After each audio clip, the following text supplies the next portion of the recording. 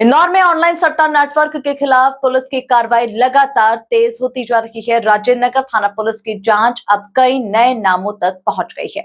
इसी क्रम में कांग्रेस प्रदेश अध्यक्ष जीतू पटवारी के भाई नाना पटवारी और उनके सहयोगी सुमित मंत्री को पूछताछ के लिए बुलाया गया। वहीं पुलिस ने इस मामले में अब तक कई आरोपियों को गिरफ्तार कर नेटवर्क के तार खंगालना शुरू कर दिए हैं। देखिए ये खास रिपोर्ट।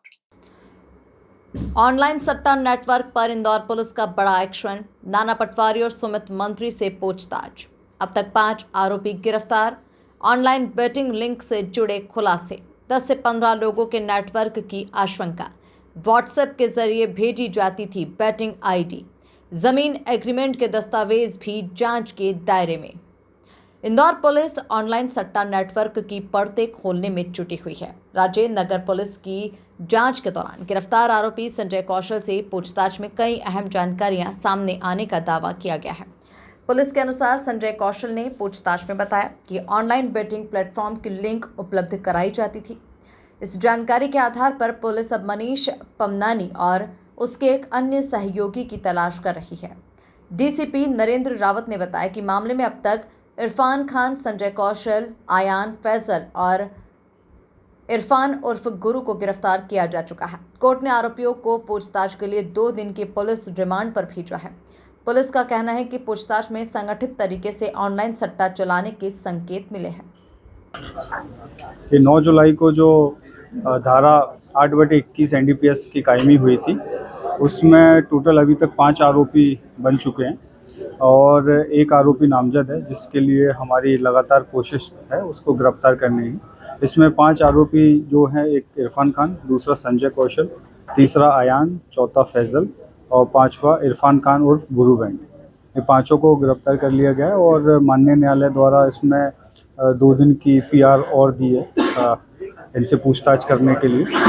इसी कड़ी में हम लोगों ने जब पूछताछ की तो ऑर्गेनाइज संगठित तरीके से सट्टा खेलने वाली सूचना भी हम लोगों को मिली, जिसमें संजय कौशल का फॉरेंसिक के द्वारा हम लोगों ने मोबाइल चेक कराया गया, जिसमें करीब 8 से 10 लोगों के नाम आए हैं जो संगठित तरीके से ऑनलाइन सट्टा खेलते हैं, जिसमें 16 जुलाई को एक ऑनलाइन सट्टे की भी संगठित अपराध धारा के अंतर्गत हम लोगों ने कायमी की है, जिसमें अभी 4 आरोपी हैं।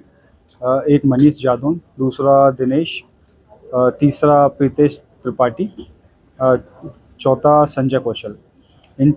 इसमें से 2 आरोपी अभी हमारी गिरफ्त में है। उसने भी माननीय न्यायालय द्वारा 20 तारीख तक हम लोगों को पीआर प्राप्त किया है, जिनसे पूछताछ जारी है। इस नेटवर्क में करीब हमको शंका है कि करीब 10 से 15 लोग होंगे। संगठित तरीके से ये ऑनलाइन आईडीज़ बनाते हैं और उन आईडीज़ को व्हाट्सएप के माध्यम से ये पासवर्ड, लिंक और अपना आईडी को भेजते हैं। उस फिर जब कोई भी मैच होता है या कोई ऑनलाइन कोई गेम होता है, उसमें सट्टा लगाते हैं, तो वो आईडी सेटल करने की कोई 2-3 सेंटर्स हैं।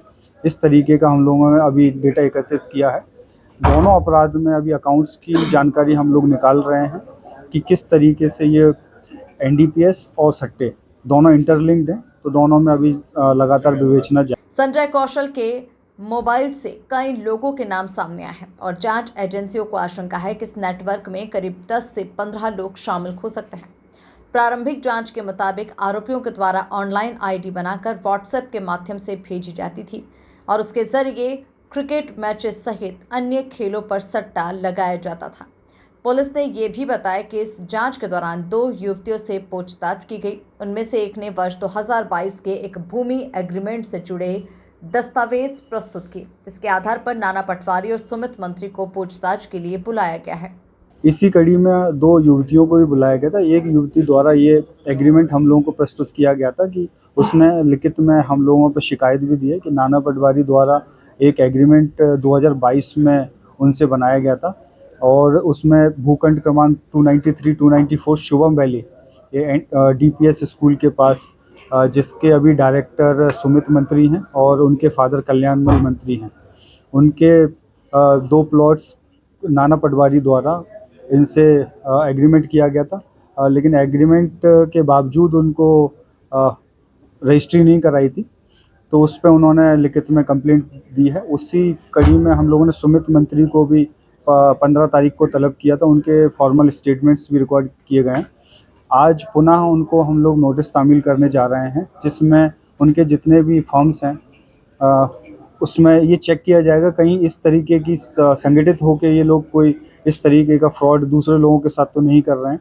शुभम वैली में 374 प्लॉट्स हैं, उन सभी का किसको बेचा है, कब टीएनसी हुई है और किस तरीके से उनकी कैश हैंडलिंग हुई है या रजिस्टर हैंडलिंग हुई है, और बाकी सारे 5 फर्म्स जिनके रजिस्टर्ड हैं उनके डायरेक्टर्स कौन हैं और इनके पाँचों फर्म्स के अकाउंट्स की डिटेल, इस तरीके की जानकारी के साथ हम लोग आज एक नोटिस बना रहे हैं। इसमें एक पॉइंट ये भी सामने आया था कि 15 तारीख को एक उनके द्वारा एक मेडिकल हमारे समक्ष प्रस्तुत किया गया था और मेडिकल में उनको 5 दिन का बेड रेस्ट का सर्टिफाई किया था डॉक्टर दीपक बंसल के द्वारा। दीपक बंसल डॉक्टर साहब से हम लोगों ने एक नोटिस तामील कराया था। उससे उनका पुनः परीक्षण के लिए हम लोगों ने पूछा था कि ये स्टेटमेंट देने लायक हैं कि नहीं, तो उन्होंने लिखित में हम लोगों को दिया है कि ये सुमित मंत्री कथन दे सकते हैं। तो ये दोनों कॉन्ट्राडिक्टरी डॉक्टर के द्वारा सर्टिफाई किया गया है, तो इसलिए डॉक्टर दीपक बंसल को भी आज तलब किया जाएगा। उनसे पूछताछ की जाएगी कि ये दोनों जो आपके द्वारा सर्टिफिकेट दिए गए हैं, इन दोनों में कॉन्ट्रडिक्शन क्यों है। सर, सुमित मंत्री जो है मानव गंगवानी पे आपराधिक कोड 302 का रहा है पहले, उसी माध्यम से ये नाना पटवारी को जानते हैं। इनके पूरे एनडीपीएस के मामले में भी पूछताछ में इनकी कहीं ना कहीं संलिप्तता हम लोगों को जो भी संलिप्तता दिखेगी उसके आधार पर उसमें वैधानिक कार्रवाई करेंगे। पुलिस का कहना है कि इस संबंध में जमीन और उससे जुड़े दस्तावेजों की जांच की जा रही है।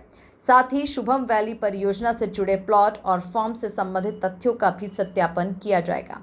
डीसीपी नरेंद्र रावत के अनुसार एनडीपीएस और ऑनलाइन सट्टा नेटवर्क से जुड़े पहलुओं की जांच अभी जारी है और जांच के आधार पर आगे की कार्रवाई की जाएगी। Bureau report, MP news, Indore.